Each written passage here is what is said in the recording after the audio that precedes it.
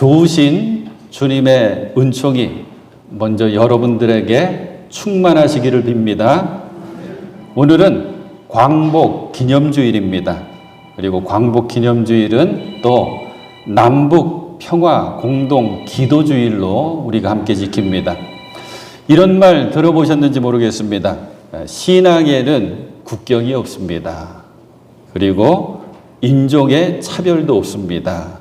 그리고 민족의 구분도 없습니다. 당연하죠. 우리 신앙에는 인종, 국경, 민족의 구별이나 차별이 있어서는 안 됩니다.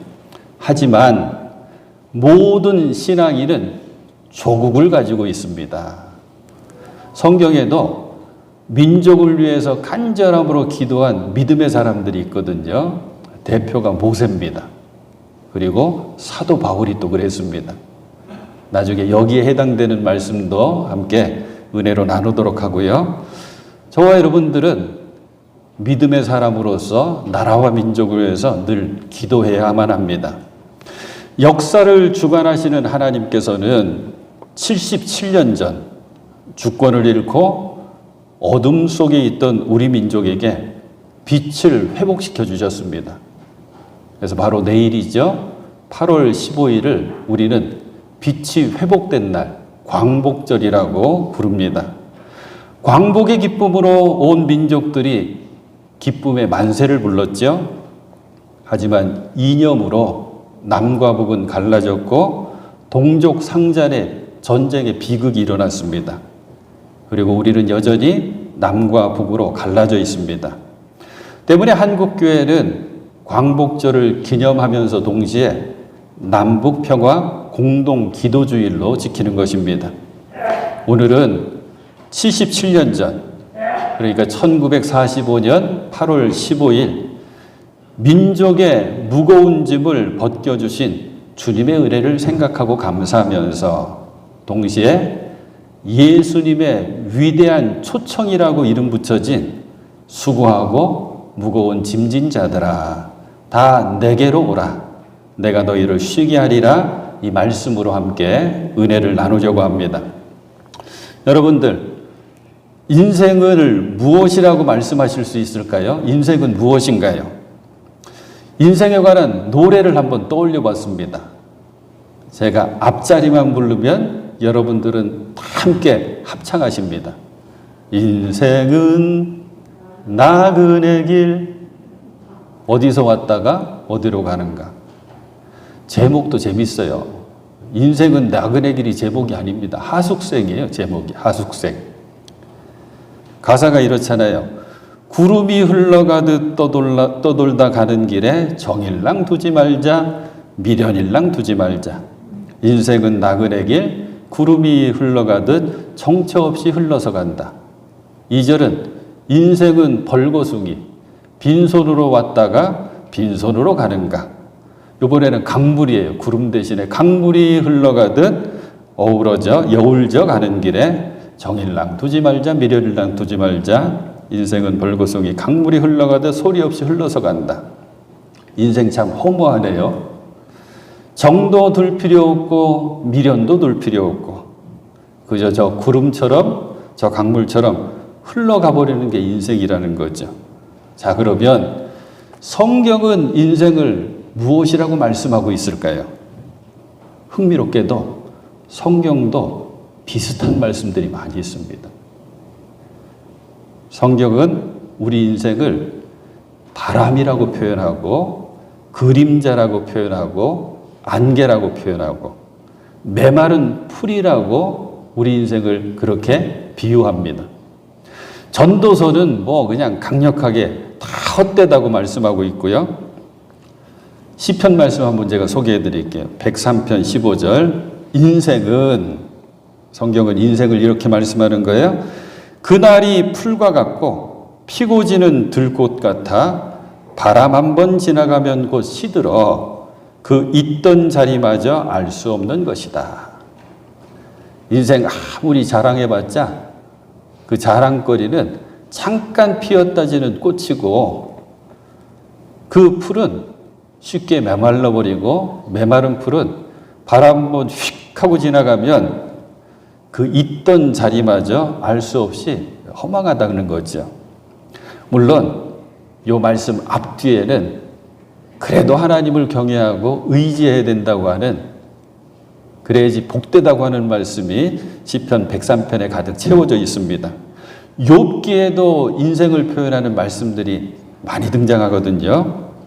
14장 1절, 여인에게서 태어난 사람은 그 사는 날이 짧은 데다가, 여인에게서 태어난 사람은 모든 인생은 그 사는 날이 짧은 데다가 그 생애마저 괴로움으로만 가득 차 있습니다.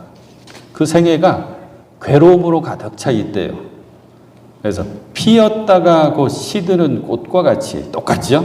피었다가 시드는 꽃과 같이, 이번에는 그림자 같이 사라져서 멈추어 서지를 못합니다. 욥기 14장 말씀이에요. 자, 여러분이 생각하는 인생은 어떻습니까? 이렇게 허무하십니까? 그리고 고단하십니까? 그래요.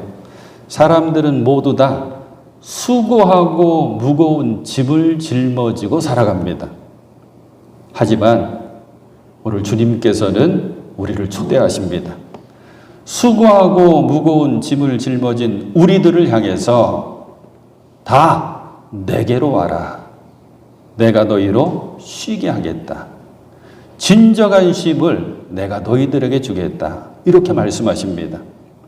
자, 오늘 말씀 위대한 예수님의 초대의 말씀, 초청의 말씀이라고 그랬죠. 28절 천천히 함께 한 번 더 봉독하십니다. 11장 28절 천천히 함께 봉독하십니다. 수고하며 무거운 짐을 진 사람은 모두 내게로 오너라. 내가 너희를 쉬게 하겠다. 저와 여러분들은 이 초청에 아멘 하고 응답할 수 있기를 간절히 소망합니다. 자, 그러면 수고하고 무거운 짐, 그러면 수고가 뭐고 무거운 짐이 뭘까?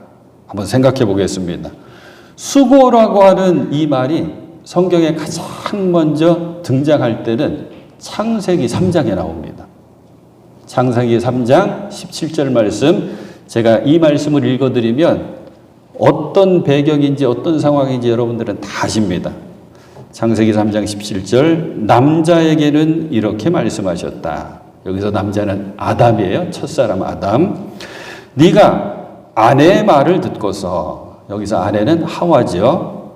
내가 너에게 먹지 말라고 한 그 나무의 열매를 먹었으니 이제 땅이 너 때문에 저주를 받을 것이다. 너는 죽는 날까지 수고를 하여야만 땅에서 나는 것을 먹을 수 있을 것이다. 너는 죽는 날까지 수고를 해야지만 먹고 산다. 이게 처음 수고라고 하는 말씀이 나오는 거거든요. 어떤 장면인지 그대로 아시겠죠?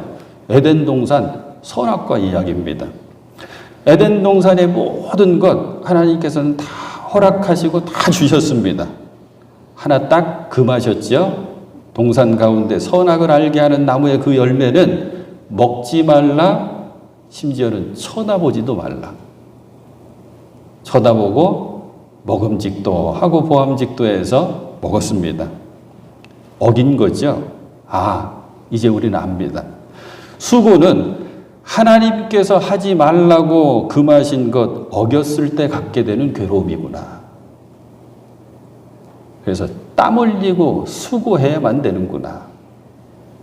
무거운 짐은 뭘까요? 인생이면 누구나 인생의 경주를 해야 됩니다. 살아내야 되죠. 때문에 누구나 짊어지게 되는 짐이 있습니다. 이 땅의 삶을 살려고 애쓰면 애쓰고 힘쓰면 힘쓸수록 떨어지지 않고 자꾸 얻게 되는, 내 등을 짓누르게 되는 그런 어려움들, 근심입니다. 걱정입니다. 그리고 염려와 불안입니다. 조금만 더 쉽게 생각해 볼까요? 수고와 무거운 짐은 이런 것입니다. 사느라고 힘들고 바쁜 거, 애쓰고 힘써도 사라지지 않고 자꾸 내게 와서 붙어버리는 거, 걱정, 근심, 염려. 누구나 바쁘죠. 누구나 힘들게 지냅니다. 이런 대화들 여러분들 자주 하십니다. 할머니, 나 요새 바빠요. 학원 다니느라고 나 바빠요. 힘들어요. 스트레스 받아요. 여러분들이 손주들과 통화하실 때 이렇게 통화하셔요. 누구나 걱정, 근심 있죠? 목사님, 가지 많은 나무 바람 잘 날 없다고 했는데 자녀손들 자꾸 많아지니까 자꾸 걱정거리 생겨요. 근심거리 생겨요. 여러분들이 저한테 해주시는 말씀입니다. 정반대도 있어요. 목사님, 너무 외로워요. 나 혼자밖에 없는 것 같아요. 누구나 걱정, 근심이 있습니다. 때문에 우리들은 누구나 영혼의 쉼터가 필요합니다. 저는 우리 교회가 영혼의 쉼터 역할을 했으면 좋겠다. 삶의 지치리들이 여기 이곳에서 진정한 쉼을 찾고 진정한 쉼을 얻었으면 좋겠습니다. 그래서 기도합니다. 주님, 우리 매포교회가 영혼의 쉼터가 되게 하여 주시옵소서. 수고하고 무거운 짐을 진 우리들 그리고 우리의 이웃들이 진정한 영혼의 쉼터가 되시는 예수님을 만날 수 있게 하여 주시옵소서. 오늘 말씀을 조금 더 자세히 살펴보도록 하겠습니다. 가장 중요한 말씀, 열쇠가 되는 말씀은 모두 내게로 오라라고 하는 말씀입니다. 주님께서 우리들을 한 사람 한 사람 초청해 주신 것입니다. 초대해 주십니다. 불러 주십니다. 사실은 신앙 안에서 이걸 은혜라고 이야기합니다. 우리를 택하시고 우리를 불러 주신 것. 그 초청의 부르심에 우리가 할 것은 네 하고 아멘 하고 가면 됩니다. 저와 여러분들이 인생을 살아가면서 제일 잘하신 일이 뭘까요? 제 친구 목사님이 요 대답을 하더라고요. 나는 인생을 살면서 이걸 최고 잘한 것 같다고 얘기하더라고요. 여러분과 제가 제일 잘하시는 일은 뭐냐면 예수님의 초청, 내게로 오라고 하는 주님의 초청에 우리가 응답한 것입니다. 그 초청에 응답하였기에 지금 여기 저와 여러분들이 앉아 있는 것입니다. 이렇게 주님 앞에 나왔을 때 우리는 스스로 질문을 해야 됩니다. 왜 나를 불러주셨지? 조금 더 깊은 얘기로 하면 왜 나를 택하여 주셨지? 그리고 내 삶의 주인이 누구인가를 또한 질문해야 됩니다. 종교개혁자 마틴 루터가 하루를 마무리 짓고 잠자리에 들기 전에 이렇게 고백하면서 기도하고 잠자리에 들었대요. 그 고백이 이것입니다. 하나님, 하늘과 땅, 천지지요? 그리고 우주 만물, 천지 우주 만물이 제 것입니까? 하나님의 것입니다. 하나님의 것입니까? 당연히 하나님의 것입니다. 그러면 나 마틴 루터, 나의 삶이 제 것입니까? 하나님의 것입니까? 저의 삶도 하나님의 것인 줄로 믿습니다. 그래서 저는 오늘 밤에도 평안히 안심하고 자겠습니다. 그리고 기도하고 잠들었대요. 나를 불러주신, 나를 초청해 주신 하나님께서 천지 우주 만물의 주인이시고 당연히 내 삶의 주인이시라면, 이 믿음이 있다면 내 삶의 주인이 되시기 때문에 내 삶의 수고와 무거운 짐도 주님의 것이 됩니다. 이것이 평안을 붙잡는 믿음입니다. 그래서 불러주시는 것입니다. 내게로 오너라, 내게 와서 쉼을 얻어라. 자, 내게로 와라 부르신 그 부르심에 우리는 아멘하고 응답했습니다. 응답하고 나온 우리들에게 예수님께서는 계속해서 이렇게 말씀하십니다. 29절입니다. 나는 마음이 온유하고 겸손하니 내 멍에를 메고 나한테 배워라. 그리하면 너희는 마음의 쉼을 얻을 것이다. 내게 와서 쉼을 얻어라. 근데 이 말씀을 자세히 들여다보니까 너희 마음의 쉼을 얻을 것이다. 마음의 쉼이래요. 그래, 마음의 쉼이 필요하지. 하고 말씀을 자세히 봤더니 내 멍에를 메고 내게 배워라. 나는 마음이 온유하고 겸손하다. 나의 온유하고 겸손한 마음을 배워야 한다. 그리고 멍에를 메고 나와 함께 해야 된다. 이 말씀이구나. 그리고 생각해 봤더니 주님 앞에 나아가면 수고하고 무거운 짐을 다 벗겨주실 줄 알았는데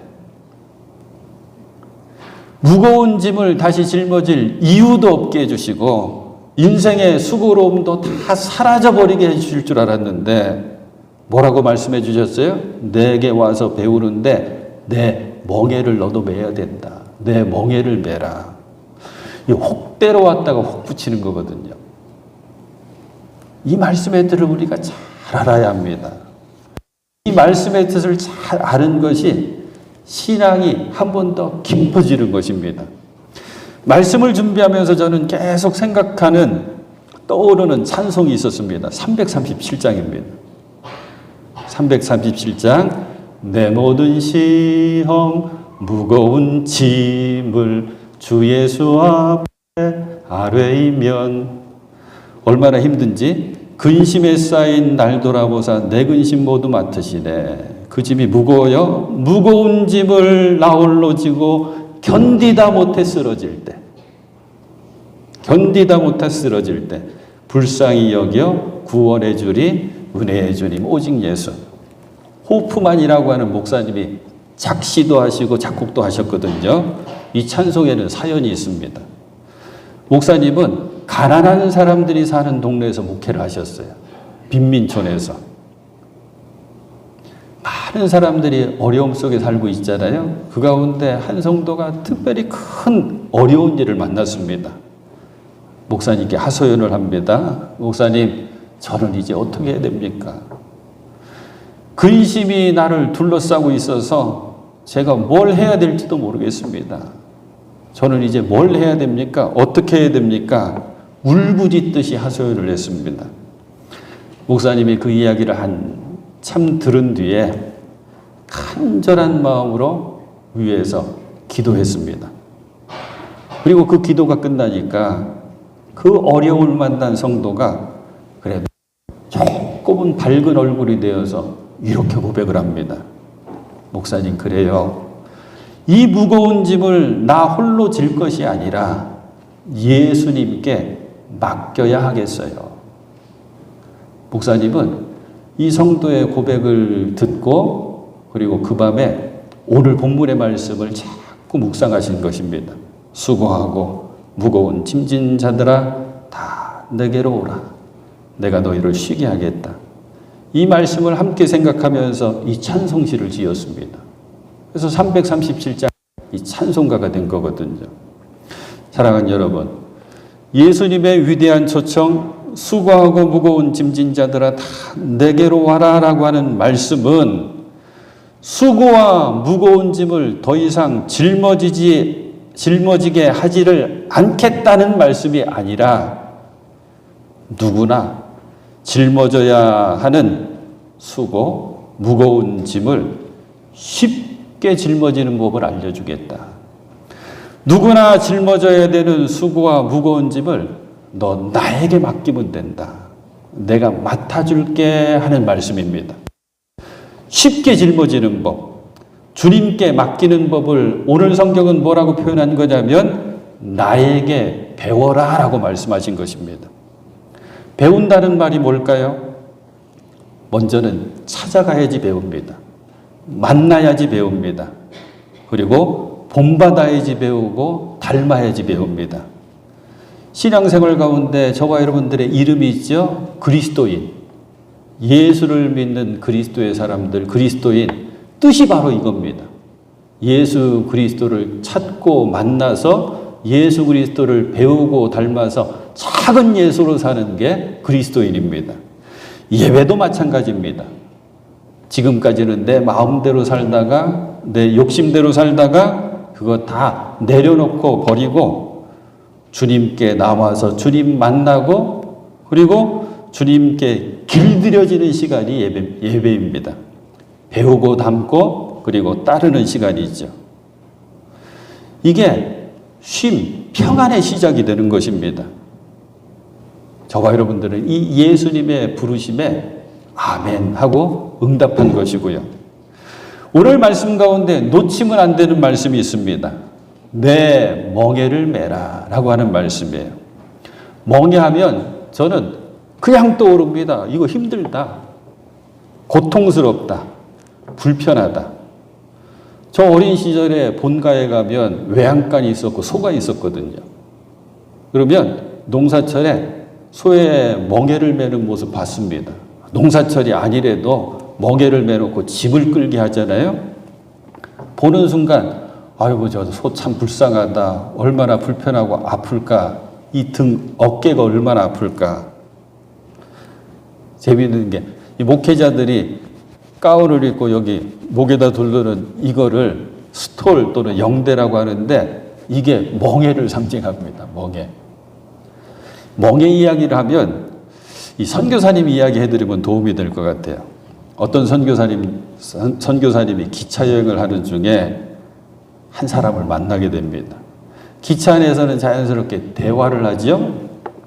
이 사람이 먼저 나 지금 너무 어렵고 힘들다고 한탄하면서 하소연을 합니다. 내 삶이 너무 괴롭습니다. 힘이 듭니다 하면서 이런저런 얘기를 막 했겠죠. 선교사님이 이야기를 해줍니다. 형제님, 예수를 믿고 하나님을 의지하고 그래서 수고하고 무거운 짐을 다 주님께 맡기면 마음속에 평안을 얻을 수 있습니다.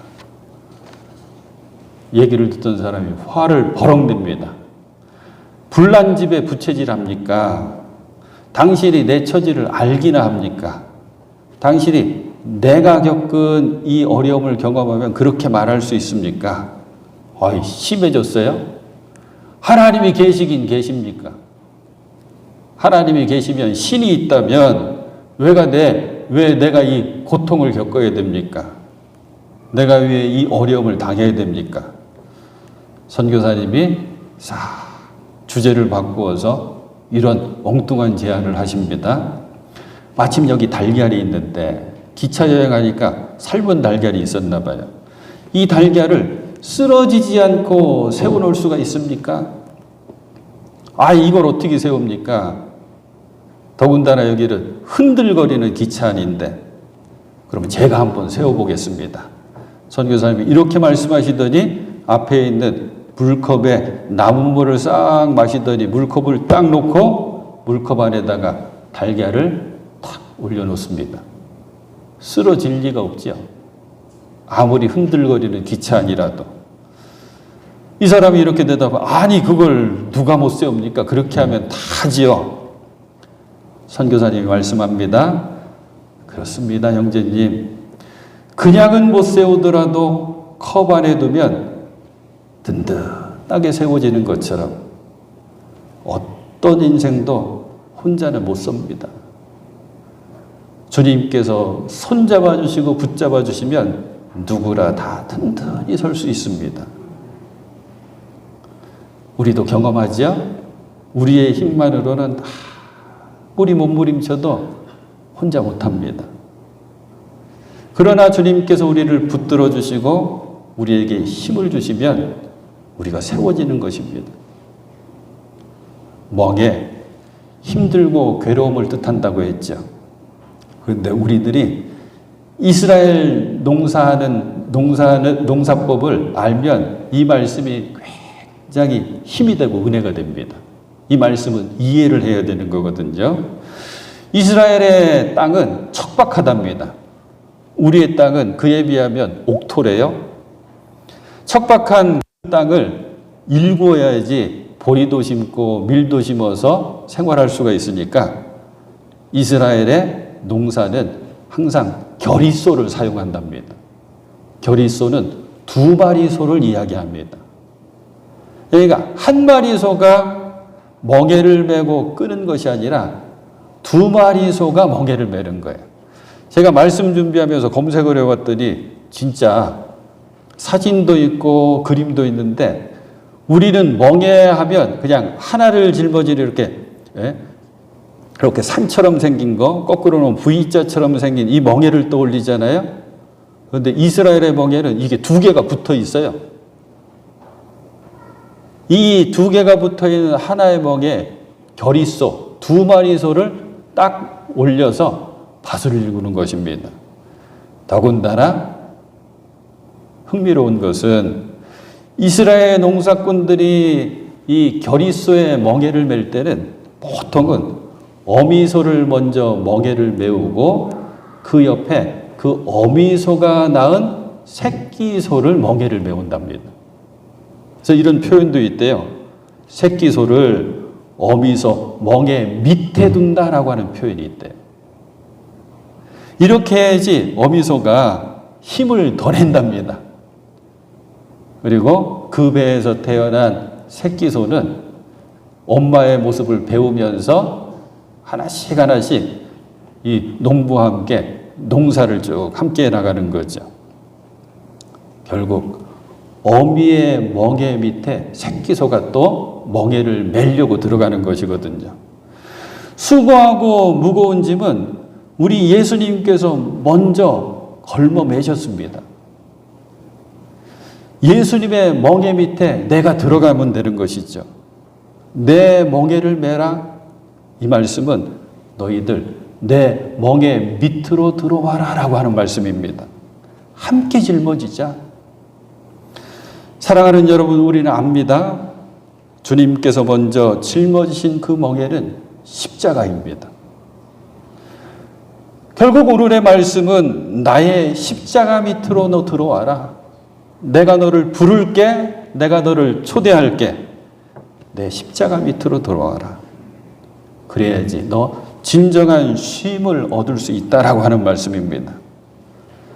저와 여러분들, 우리는 여전히 연약하지요? 연약한 우리들 다 수고와 무거운 짐을 짊어지고 이 땅의 삶을 살아가야 됩니다. 이 수고와 무거운 짐은 벗어낼 수도 없고 내려놓을 수도 없습니다. 그런 우리들을 예수님께서 불러주십니다. 먼저 수고와 무거운 짐이 가득한 멍에를 짊어지시고 그 십자가를 짊어지시고 가시면서 예수님께서 우리를 부르십니다. 너희들 다 내게로 와라. 내게로 와서 내게 배워라.